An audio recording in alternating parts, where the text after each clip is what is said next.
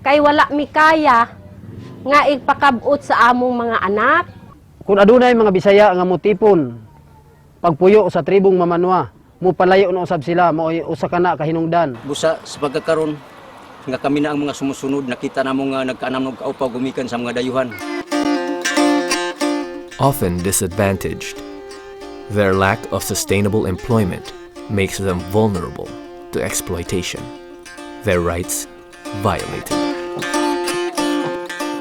With the help of the government of Spain and the Embassy of Finland in the Philippines, the ILO is implementing an Indigenous Peoples Development Programme, or IPDP, in Mindanao.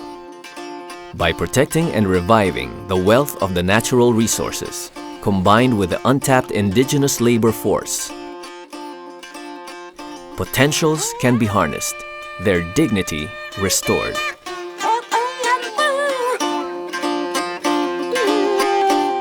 Since 1920, the ILO has been working to protect and promote the rights of the indigenous peoples.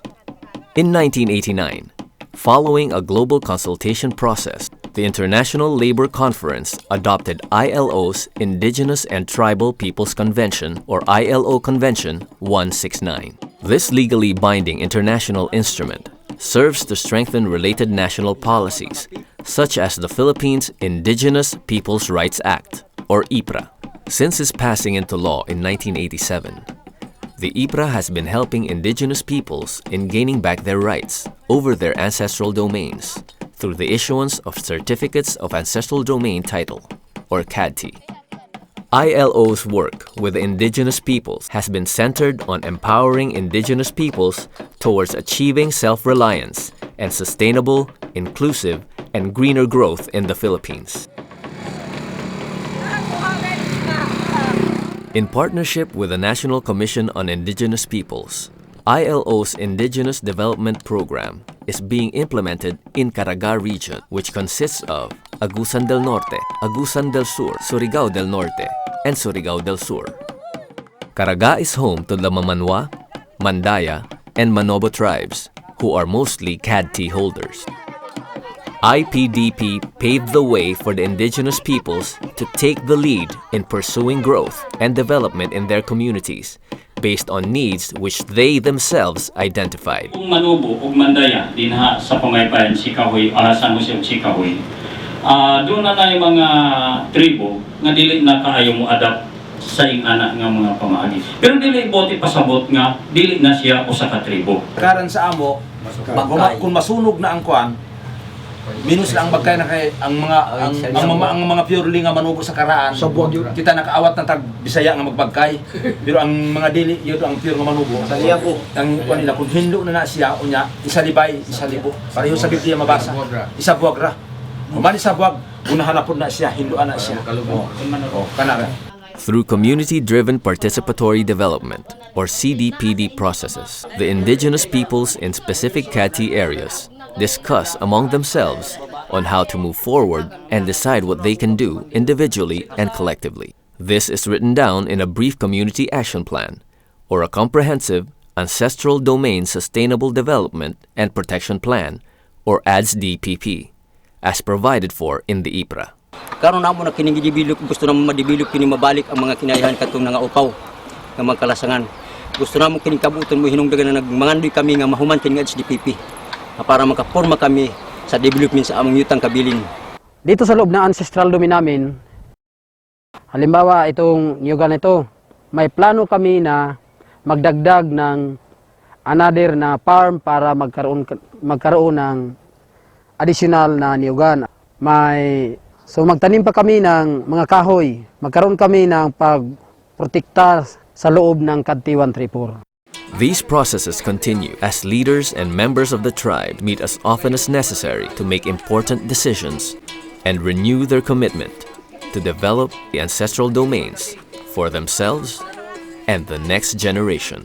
Kinsa pa may dugang mo tabang voluntaryo para sa atong tribal hall? Voluntary ko ay kahoy at saka kabaw. But given the enormous challenges, there is a need to engage more government agencies and civil society. everyone nga agencies nga wanted to help our Manobo tribe, welcome gid kaayo. ILO IPDP set up a convergence mechanism composed of government agencies, non-government organizations, and private institutions that can commit appropriate assistance to indigenous peoples in the implementation of their ancestral domain development and protection plans. This commitment is sealed through a memorandum of understanding.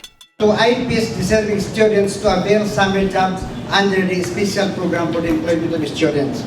The OIC of Agusan del Norte said that we have 3 trainees at the Provincial Training Center, Agusan del Norte. First, with the making of the Strategic Ecotourism Development Plan, we can assist you sa pag-formulate ani nga plano. Although nakakita ko nga nanamoy plano, pero it's different if we will use the tourism lens.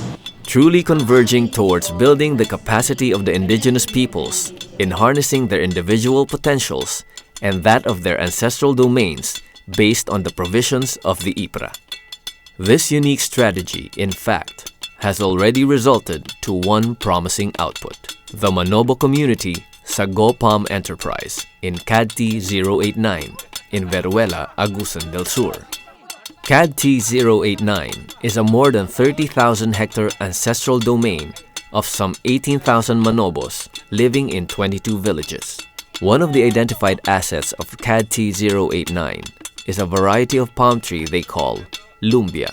The lumbia is a natural renewable resource growing in abundance in the Agusan Marsh and also plays a vital role in the natural flood control mechanism. Ancestral domain ng mga tribo, tinatawag namin itong sagrado kasi dito kinukunan yung mga pagkain.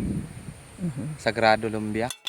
The white glutinous substance found within the trunk of the lumbia is scooped, dried, and cooked as food. It is a very good source of carbohydrates. Studies commissioned by the ILO showed that the lumbia can be processed into powder form and serve as a good alternative to imported wheat flour. In order to benefit from the lumbia, the Manobos decided to form themselves into a corporation called Kayumbiyahan Sago Manobo Corporation or Kasama Corp. Of course, corporation siya kasi ang gusto namin na magkaroon ng kapangyarihan talaga yung tribo, yung nagmamay-ari talaga ng lumbia, yung sektor ng tribo ng Manobo. The enterprise creates opportunities for community members to have access to decent and productive work by generating jobs from harvesting the lumbia, flour production, to marketing. Processing of sago palm flour into many food products like breads, noodles, and even ice cream cones provides additional jobs. What can we do with our natural resources so that we can harness it, we can develop it, and out of that development, the government could raise funds, could raise revenues, so that the revenue that could be raised out of our natural resources within our area could help in the future for the development of our municipality. The Sago Palm Flour enterprise is already a promising business with a bright future, proving that indigenous peoples can own and manage an enterprise that is environmentally sustainable and beneficial to the Manobo people. Pag may kita na yung pamilya ng tribo, yung mga anak nila, mapapag-aaral na nila, tapos na ng high school at kahit kolehiyo pa. Indeed, the key to achieving the hopes and dreams of the indigenous peoples lie in the abundant resource within their very own ancestral domains. In order to provide opportunities for self-development of members of the indigenous communities in the more remote areas, the IPDP integrated functional literacy classes in its activities. The Mamanwas in one village attend functional literacy classes held twice a week in a chapel. Kami tanan nag-eskwela kanang mga amahan ug inahan, mga bata. Gisuklian lagi nako og citizentos. Beside the public school of Barangay Awao, which is a largely Visayan-populated area, adult and elderly Manobos courageously gather together and learn every Saturday morning. ang kahibalo o kahanas kanang pag-inimentarya. Learning is made interesting with well-prepared lesson plans using creative visual aids. High level of participation is evident. The teachers are IPDP volunteers who are themselves members of the indigenous community. Para sa amin, maligayang-maligaya kami dahil dito kahit voluntaryo lang kami, natutulungan namin ang aming kapwa katribo para rin mapaunlad ang kanilang pamumuhay, lalo na sa pang-araw-araw nilang paghalubilo sa mga tao. Kasi dito sa amin, ang mga tribo namin masyadong nilang minamaliit. Kaya ngayon, nagpapasalamat kami dito sa programang ito dahil dito naturuan ang aming mga katribo na magkaroon ng self-confidence na makiharap sa at makihalubilo sa mga tao. Kilala ko ito lahat, itong mga katawan ito ng Barangay Awaw. At saka isa sila sa gustong makahanap ng mga paraan para mabigyan sila ng tunay na edukasyon na mabigay sa kanila na madala nila sa kanilang pagtahak ng buhay. Marunong na akong mag-compute, hindi na ako maluloko pag magtitinda ako. Mga tuyong mga isda. Balay, balay, balay ni Superman. Nasunog ang balay ni Superman. Oh, Wonder Woman! Oh, Wonder Woman! ILO's Convention 169 is anchored on human rights and other indigenous peoples' rights in all its training activities. These are conducted by qualified IP and non-IP trainers using the local language. Ngadtong ni itong puno ang langit, duwa na nakita tungkol sa kabaga kayong mga sakinan sa mga Hapon. Muli kaya sa atin din base sa balawd sa Ipra nga dunay panahon nga makabalik ra ta diha. It is important to let them know that they, like anyone else, have inherent rights as human beings. These sessions are also used to facilitate open discussions on human rights issues between the indigenous peoples and concerned government bodies. Katong mga sundalo ni nga nikuan sa Inayaw, pero nananghid ni sila sa among dato nga matulog. Pero ang kuan sa among mga taga dito nga dapat dili sila matuog sa mga balay-balay sa mga tribo. Kay ingkis nga moabot ang ilang kakuan, mga damay ang mga tao dito such as the military establishment and health department. Hospital, dili na ingon nga pabayay-bayarong pa ang mga Mamanwa, labi na buhay kwarta, ug asa man ni sa kwarta ug mo ikapamalit sa dikstrusukan ng mga dagom. Dapat ang doktor kaswildado man. Katungod na nila, marudahon ka istorya. Effectively addressing practical concerns makes IPDP all the more relevant to the day-to-day lives of the indigenous peoples. nga makita nila nga dili ka nila pwedeng tamakan kay porke tribo ra ka. Mura ni ako. IPDP also helped facilitate understanding among tribes in conflict, like the case of the Manobo and Mamanwa tribes of CADT 134. Nga Manobo Mamanwa nagkahiusa sa usa ka tumong pagpalambo sa among CADT 134. Restoring not just peace, but a newfound confidence in themselves, in their leaders, and in the future. Nang nalipay mi nga kanang naanay leader namo nga maayo nga nagpadayon unya dako namong kalipay gikan sa unang mga panahon ug hangtod karon. Nagpasalamat kami karon nga ang mga sumusunod namo nga mga tribo nakamatngon sila nga ang tribo angay gyud nga magmalig-on para makasunod ang sumusunod namong tribo nga bisan sa among kawad-on sa kokobot.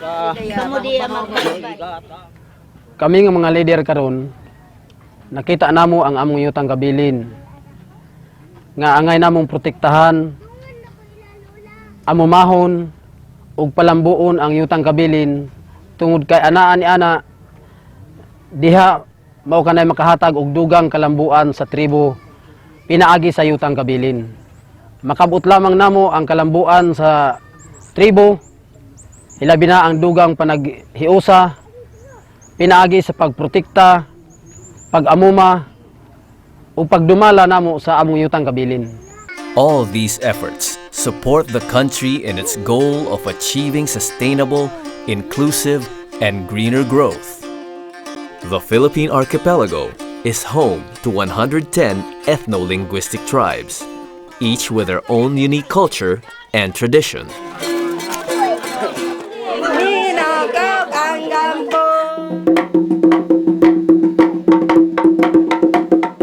Sadly, however, many of them are struggling even just to survive. Tindog kiso. Pasalamat kit. Pasalamat kit Diyos. Kadua si magbasa pa. But one thing is sure, the indigenous peoples are determined to change the dire situation they are in. Just like the Mamanwa, Mandaya and Manobo communities that partnered with IPDP in Caraga, other indigenous peoples can also be as capable and as empowered. By unlocking the key that will open doors of economic opportunities for them and their next generation, in order that they may live decently and with dignity. We can help them.